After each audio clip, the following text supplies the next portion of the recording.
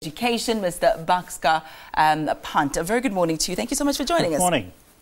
Tell us a bit more about the experience of the group of South African professionals who went to go and study. Tell us about the logistics, how it happened, when it happened. Well, I think Regenesys Business School was counted upon to recruit certain people from previously disadvantaged communities. So these were individuals from transportation and logistics industries who came to MIT to learn about what MIT had to say in those sectors. And in fact, they underwent what we call design thinking.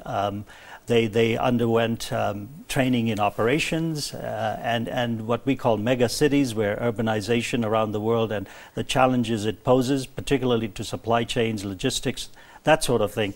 So I think it opened the eyes of the South African managers, and we were so thrilled because they brought their culture with them. There was singing and dancing in the classroom, which MIT is a very serious institute otherwise, to face that kind of a situation as they were learning very seriously, but in fact they were bringing their culture with them, was enlightening for all of us and enjoyable for the faculty as well. Let's talk a little bit about that culture now and the leadership styles that you perhaps see in Africa. I don't know if there are any different to some that you see all over the world. Talk to us about the dichotomy, if there is one. Well, in fact, I specialize in intercultural communication in global business. That's what I teach. And to see these students who are very serious in one sense, that they were risk takers, being entrepreneurial, because there have been so many challenges in South Africa and particularly in their own lives, that they were willing to break out and learn new things. That itself is quite refreshing in the sense that they didn't have the privileges that maybe some other managers around the world did, even in their education. So there were so many challenges that these individuals had to get over, and then to embrace the new learning, which they did. But as I say, their lightheartedness, their ability to absorb, and their ability to take life not too seriously at the same time, absorb the things that they're going to, in fact, seriously implement. And that's what we're seeing, is they've brought their learning back to South Africa in their own sectors and have started implementing. And tomorrow we're going to be listening to what they've actually done to implement the learnings, and then award the certificates, which of course they're all looking forward to. You mentioned that it's a batch of people from previously disadvantaged backgrounds. Was this a sponsored initiative? Did they have to raise funds in their own capacity? Well, this was the South African government that in fact allowed them to be selected through an agency, the training agency, and that is how they came to us. So the selection was done in a way by the South African government and channeled through the Regenesys Business School, who dealt with us. So that's how the mechanics worked. What are some of the focal points of leadership that you had to teach? Well, the leadership was just one aspect of it. It was more about the way you think and how you overcome challenges, even if you have an environment that's entirely different from the United States.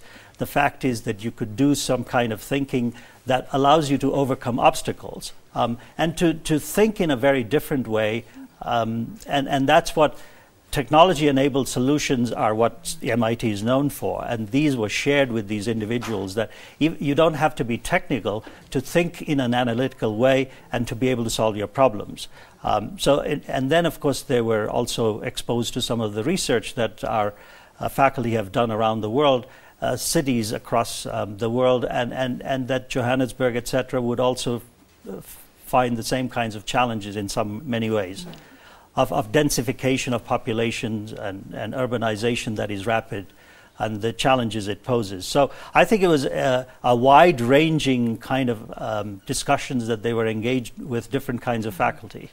Great. Now, the graduation is upon us. I'm sure there's a great sense of accomplishment, not only from you, but from the students as well. Yes. No, and we're looking forward to it. And by the way, this was the first batch of South Africans that visited. I hope not the last one. We look forward to many more coming to visit us.